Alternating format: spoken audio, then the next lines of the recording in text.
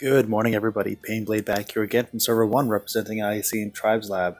And today, guys, we're going to be actually covering the S in ISC. There's no way I'm going to cover Ino anytime soon.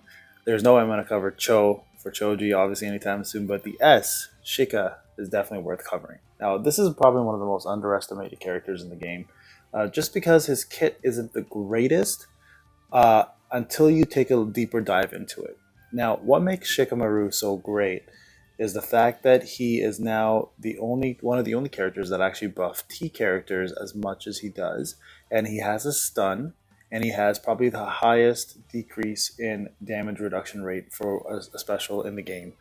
So what we're going to do, guys, we're going to jump in, we're going to take a look at him and see why free-to-play players especially should be using him, especially if you're using a lot of T character units. So let's go into it, and let's see the man himself. Now, if you guys are aware, the amount of T units are probably the most in the game. There are like way more T units than A units or D units, so it kind of makes them useful. Now, T units are jack of all trades, as I've mentioned many times.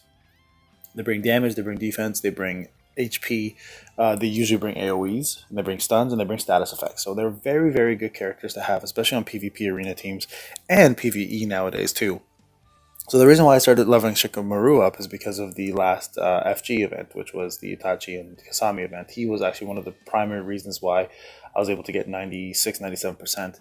I couldn't finish it because I didn't have enough time to do it as much as I wanted to every day, but that's okay. But let's go through what we usually do. Let's go through his art. Now, this is one of my favorite artworks in the game. First off, he looks mad as hell, which is rare for Shikamaru, right? Because he's always so like laid back and always just doesn't want to do nonchalant, doesn't want to deal with anything. But this is one of the coolest ones. I love the black. This is one of the only art colors that actually look this way. So amazing, amazing artwork. Probably one of my favorites in the game. Now, in terms of his stats, guys, let's take a look at it real quick. He has the lowest guard suppression rate in the game by far by anybody, 3.4%, which means he sucks at getting through people's guards. So he's really not an attack unit, right? He's meant to actually be a unit that helps other units get better. So as you can see, his stats aren't bad across the board. They're in the teens, which is very common for a T unit. And if you get him to 7 stars, his damage increase rate and his damage reduction rate are still very low for a 7-star, but high enough to make him useful in attacking. But again, he is the ultimate support unit for all T units out there. Okay, so stats-wise, he's not the greatest. Link bonuses. Let's see what he offers. Obviously, having ISC together as the first link bonus for attack, it's very straightforward. There are 2 R's. They're very easy to get, and Choji. Of course, getting Tamara and Kankara also very easy to get. You guys can get them from any elite missions. You can summon them, obviously, or you can buy them from the Shinobi Exchange. Don't do that, though. Don't waste your coins like that. Tamari and Kankara also, Kankara especially, is also fragments you can get from the item Rio summon shop for the ×10.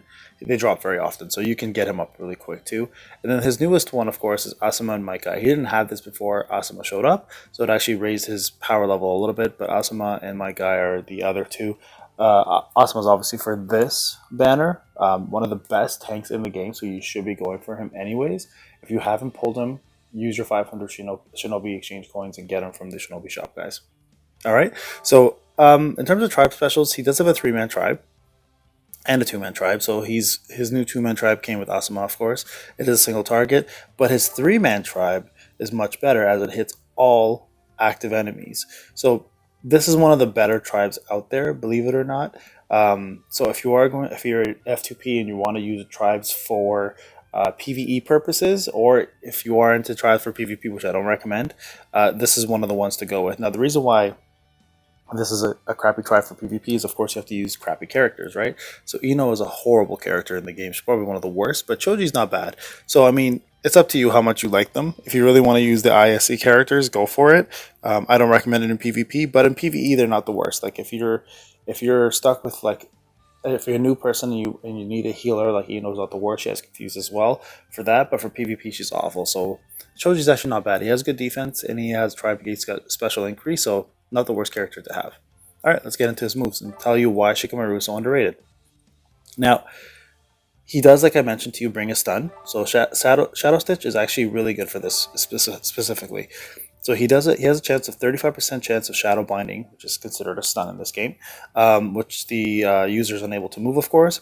and it also lowers the damage reduction rate for any opponent by 59.49%. That's almost 60%, guys. That is insane. Now, if you know what damage reduction is, it is the multiplier for defense. So essentially, the higher damage reduction somebody has, it multiplies their defense, which means they can take more damage. This reduces it by more than half, which means any tanks, especially D units, are going to suffer greatly from not having this. So if you're trying to kill tanks with T units, this man here will help you out a lot.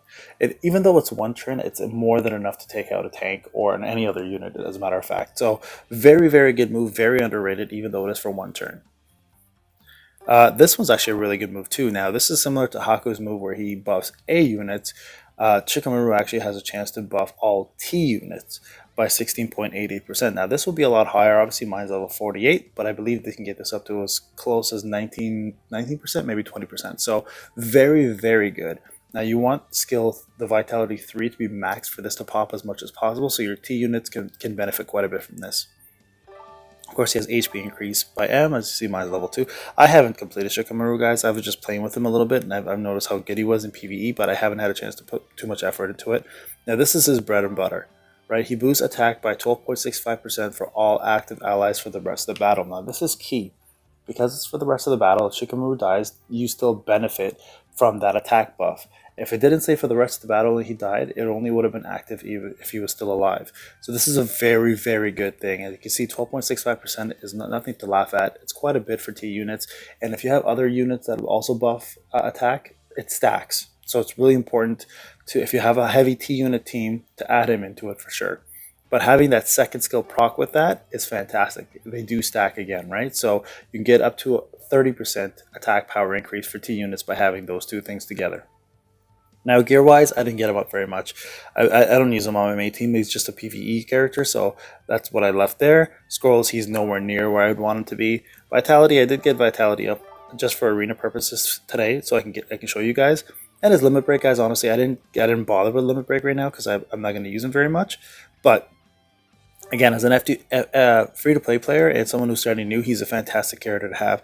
And on top of his LB2, in this trade, he offers you attack up, but if you get his LB2, he also offers you damage reduction rate as well too, which means your tactical characters are going to survive and have a better multiplier as well too. So highly recommend, if you plan to use him, get his LB2 and get it up. Now, I haven't done an arena match today actually, so this is going to be new. I'm going to actually put him in my team right now.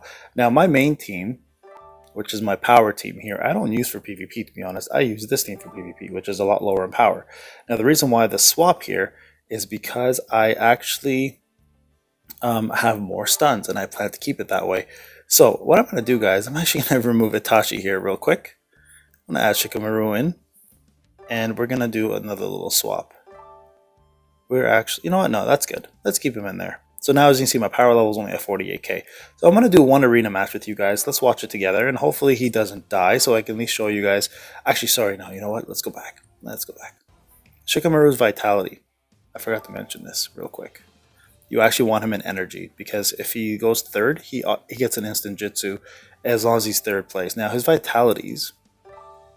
vitality is very important. I forgot to mention this. I apologize. You actually want this up. His initial chakra can go up to, I believe it's 6,000, 5,000.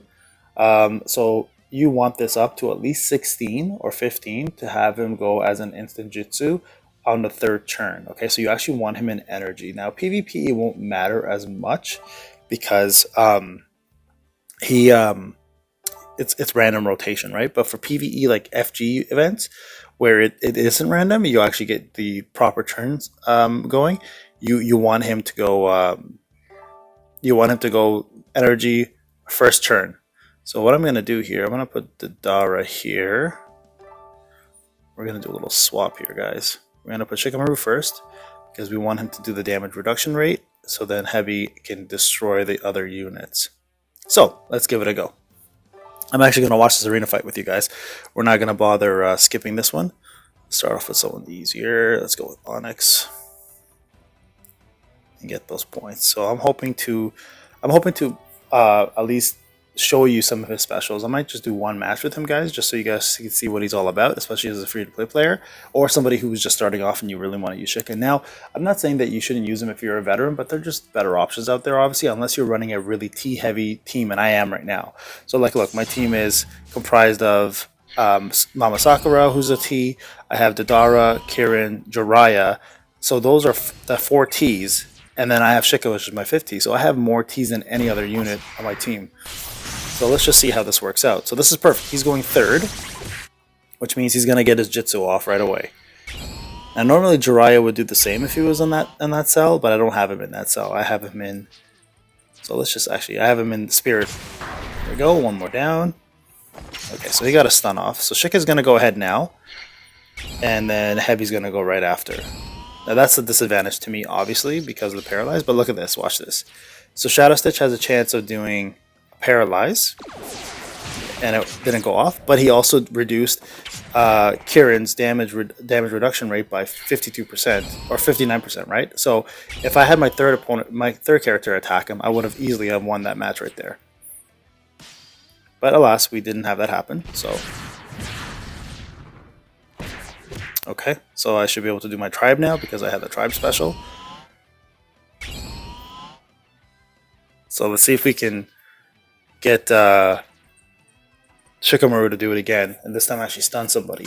Now the cool thing with any stun is if you have characters like Kabuto with him, who's another T unit, which would really benefit, having Kabuto and Shikamaru together in one team is a fantastic idea, because what that'll do is the stun will provide Kabuto special to do, I think it's like 60% extra damage. So if you like to use Kabuto, definitely use him with Shikamaru. They're such a good combination together. Let's see what happens here. Let's see if I always uses Kakashi first, like foolishness. I never understand why that happens. And he'll probably use Kirin and Deidara, which would be the right thing to do. They may not. Yeah, see? Okay, so at least we get to see another Shadow Stitch. So let's see how it happens here. We actually pull off a stun. Nope, we did not get a stun. Yeah, I'm not sure why the AI plays the way it plays. It was just such a dumb idea right there. Should be using Sasuke Kirin here to finish off everybody, but probably won't. Nope. Anyways, so we'll end the match here probably. Let's see what happens. Kirin might die here, yeah. See, if the AI used Sasuke Kirin there, it would have actually ended up beating the opponent. All 3 of them probably, but that's the thing with AI. Like, the PvP is just awful in this game for using the proper strategies. So, stun off, no stun. Let's get his tribe first. Okay. Alright, we're gonna skip this, guys. That was a close match, closest match I ever had. So as you can see there, my T units hit harder. His Shadow Stitch unfortunately didn't go off. It's 35%. It usually does go off pretty often. I'm surprised it missed as much as it did. And the fact he was able to do damage reduction rate by 59% to some units. Now, if I didn't lose any units there in that fight, and I was able to attack the opponent at full strength, he would have easily killed every opponent after his Shadow Stitch, because that 59% damage reduction rate is insane. It pretty much puts the person's defense down to nothing. So highly recommend, guys, if you have him, use him, especially if you're using a lot of T units. Shikamaru is fantastic as a character, especially for boosting your support. Putting him with someone like Sasuke Kirin, who also raises attack and damage increase rate, will make your T's hit so much harder, just like mine did. Unfortunately, the AI is stupid and it didn't use Sasuke Kirin. I was hoping it would have. It would have showed you how much more attack you would have had through his special, but it didn't. So anyways, I really hope you guys consider using him going forward for PvE, especially. If you don't have him for PvE, guys, definitely get him up, because he is one of those units now that are becoming required, because a lot of the new units coming out are being D units, and A units just don't have a chance against the buff D unit AIs. So definitely put it together, get him up there, and especially focus on a skill 1, 2, and 4. The rest of the stuff doesn't matter quite as much. I mean, it does obviously help with survivability, but his Vitality 1, his Vitality 3, Skill 1, Skill 2, and Skill 4 are the primary reasons why you want him up, and pair him with T units like Sasuke Kirin, Mama Sakura, Deidara, etc. So put those guys together. Alright guys, I hope you guys enjoyed the video. We'll talk soon.